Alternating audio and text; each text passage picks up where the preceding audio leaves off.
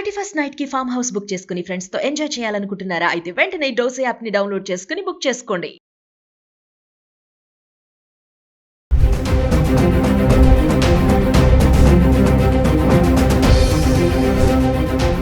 Suman TV ప్రేక్షకులకు నమస్కారం. నేను మీ అనలిస్ట్ మందరి కృష్ణారెడ్డిని. బంగారం షాక్ ఇస్తోంది, విపరీతంగా పెరుగుతోంది. వెండి బంగారంతో పోటీ పడుతోంది. 1979 తర్వాత ఈ అతిపెద్ద రికార్డు ఇదే అని చెప్పాలి. ఒక్క రోజులోనే ఇంత రేట్లు పెరగడం అనేది ఇంతవరకు ఈ మధ్యకాలంలో ఎప్పుడూ సంభవించలేదు. ఇలాగా 9,000 రూపాయలు సుమారుగా వెండి ఒక్క రోజునే పెరగడం అనేది రికార్డు చూపిస్తున్నటువంటి విషయాలు. అలాగే ప్రపంచ మార్కెట్లో కూడా 2025లో చూసుకున్నట్టయితే మనకు స్పాట్ గోల్డ్లో దాదాపు 71% పెరిగింది. 2024 నుంచి 25 వరకు మనం చెక్ చేసుకున్నట్టయితే ఖచ్చితంగా 1 ఇయర్ లోపల చేస్తే 71% మనకు పెరిగినట్టుగా చెప్పుకోవడానికి అవకాశం ఉంది. అలాగే 80% దాకా కూడా కొన్ని మంది దీని గురించి చెప్తున్నారు. గత క్రిస్మస్కి క్రిస్మస్ చూసినట్టయితే 80% డిఫరెన్స్ వచ్చిందని కొంతమంది దీంట్లో వాదన చేస్తున్నారు.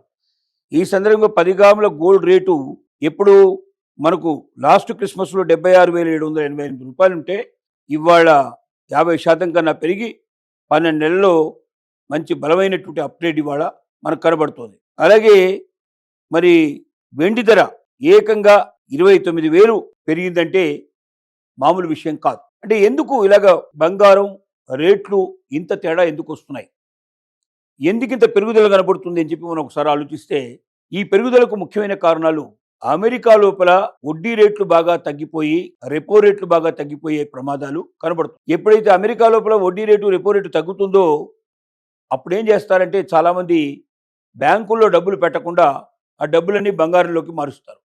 ఇక్కడ స్టాక్ మార్కెట్లు సరిగ్గా లేవు, ఫ్లక్చువేషన్ తిరుగుతున్నాయి. ఎప్పుడు పెరుగుతుందో ఎప్పుడు తగ్గిపోతుందో ఎప్పుడు డౌన్ అయిపోతుందో తెలియని పరిస్థితి ఏర్పడుతుంది. అదొక జూతంలాగా తయారైపోయింది. కాబట్టి చాలామంది స్టాక్ మార్కెట్ వైపు వెళ్లకుండా బ్యాంకులో దాచుకుంటే లాభం లేదనుకున్నప్పుడు బంగారం మీద పెట్టుబడి పెట్టేందుకు సిద్ధపడుతుంది. ఇలాగ బంగారం మీద పెట్టుబడి పెట్టడం ఒక మనుషులే కాదు, అంటే మామూలుగా వ్యక్తులే కాకుండా మరి దేశాలు కూడా బంగారాన్ని కొని పెట్టడానికి సిద్ధపడుతున్నాయి. ఇంతకుముందు డాలర్స్ దాచుకునేందుకు సిద్ధపడే వాళ్ళంతా కూడా ఇప్పుడు బంగారాన్ని దాచుకోవడానికి సిద్ధపడుతున్నారు. డాలర్ మీద ఆధారపడే ప్రయత్నం చేయడం లేదు. ఇంకా డాలర్ బాగా డౌన్ అయిపోతుంది. డాలర్ ఎప్పుడు క్షీణిస్తుందో తెలియకుండా ఉంది పరిస్థితి. ప్రపంచ దేశాలు ఆందోళన వ్యక్తం చేస్తున్నాయి. కాబట్టి ప్రపంచ దేశాలంతా వీలైనంత వరకు బంగారాన్ని దాచుకోవడానికి ప్రయత్నం చేస్తున్నాయి. ప్రపంచ దేశాలు బంగారాన్ని ఎంత దాచుకోవడానికి ప్రయత్నం చేస్తే అంత రేటు ఎక్కువ పెరిగేటువంటి ప్రమాదం కూడా ఉంది. ఇంకా భవిష్యత్తులో బాగా పెరుగుతుందని చెప్పి నిపుణులు తెలియజేస్తున్నారు. వెండి బంగారం కన్నా ఎక్కువ పరుగులు పెడుతోంది. వెండి 2 3 10 కూడా బంగారం కన్నా ఎక్కువ పెరిగే అవకాశాలు కనబడుతున్నాయి. ఒక 4-5 ఏళ్ల తర్వాత చూస్తే వెండి బంగారం 2 సమానంగా ఉంటాయేమో అని చాలామంది నిపుణులు అభిప్రాయపడుతున్నారు. కారణం ఏమిటంటే బంగారాన్ని ఆభరణాల కోసం ఉపయోగిస్తున్నాం మనం.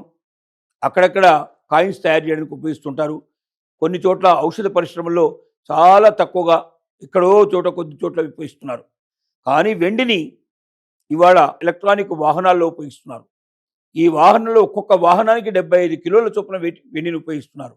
ఒక్క రోజుకు లక్షల వాహనాలు తయారవుతున్నాయి. అంటే ఎంత వెండి కావాల్సిందో చూడండి, ఎన్ని టన్నుల వెండి పోతుందో ఒక్కసారికి. ఒక్కొక్క రోజు అంత పెద్ద ఎత్తున వెండి కావాల్సి ఉంది. పోనీ దీనికి ఎప్పటికప్పుడు గనుల్లోంచి తీసేసి ఎంత కావాలంటే అంత వెండిని మనం తీసుకునే అవకాశం ఉందా అని మార్కెట్లో చూస్తే మనకు అంత అవకాశాలు లేవు. వెండి కూడా లిమిటెడ్గానే దొరుకుతుంది.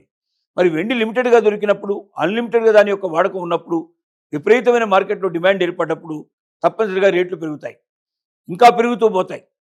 కాబట్టి మనం సలహా ఇచ్చేది ఏమిటంటే పేదవారు, మధ్యతరగతి వారు, దిగువ మధ్యతరగతి వారు, మరి ఇలాంటి వారు ఎక్కువగా బంగారం మీద పెట్టుబడి పెట్టలేని వాళ్ళు, ఇవాళున్న పరిస్థితుల్లో బంగారం కొనుక్కొని దాచుకోలేని వాళ్ళు, బంగారాన్ని దాచుకుంటే బాగా 4 డబ్బులు పెరుగుతాయి, రేపు పొద్దున మనకు ఎక్కువగా బ్యాంకు వడ్డీ కన్నా డబ్బులు వస్తాయని ఆశించి బంగారంలో పెట్టుబడి పెట్టాలనుకున్న వాళ్ళంతా కూడా వెండి మీద పెట్టుబడి పెట్టండి.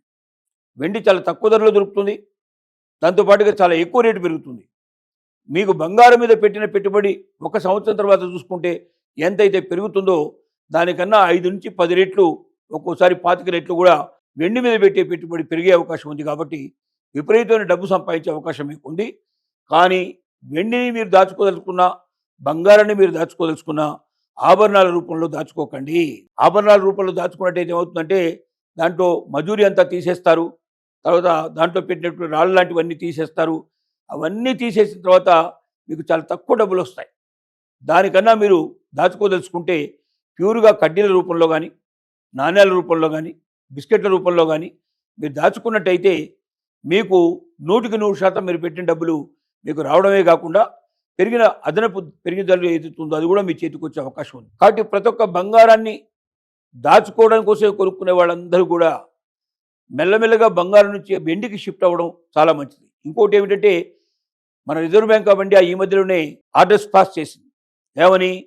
బంగారాన్ని మాత్రమే తాకట్టు పెట్టుకొని డబ్బులు ఇవ్వడం కాదు, వెండిని కూడా తాకట్టు పెట్టుకొని డబ్బులు ఇవ్వచ్చు అని చెప్పి. కాబట్టి వెండిని కూడా ఇప్పుడు మనం బంగారం తాకట్టు పెట్టుకున్నట్టుగానే వెండిని తాకట్టు పెట్టుకోవచ్చు, మనం డబ్బులు తీసుకోవచ్చు, మనం వాడుకోవడానికి అవకాశం ఉంది. కాబట్టి ఎక్కడైనా మనకు సమస్య వస్తే వెంటనే మనం అమ్మాల్సిన అవసరం లేకుండా తాకట్టు పెట్టి డబ్బులు తెచ్చుకొని మన ప్రయోజనాలు నెరవేర్చుకొని తర్వాత వాడిని విడిపించుకొని మళ్ళీ తిరిగి మనం మన దగ్గర పెట్టుకొని మనం ముందుకెళ్ళడానికి అవకాశం ఉంది. కాబట్టి బంగారం కన్నా వెండి ఎక్కువ పెరుగుతుంది. దాచుకొని డబ్బులు ఎక్కువ కావాలనుకునే వాళ్ళందరూ కూడా బంగారం నుంచి వెండికి షిఫ్ట్ అయితే మంచిదని మనం సూచన ఇస్తున్నాం.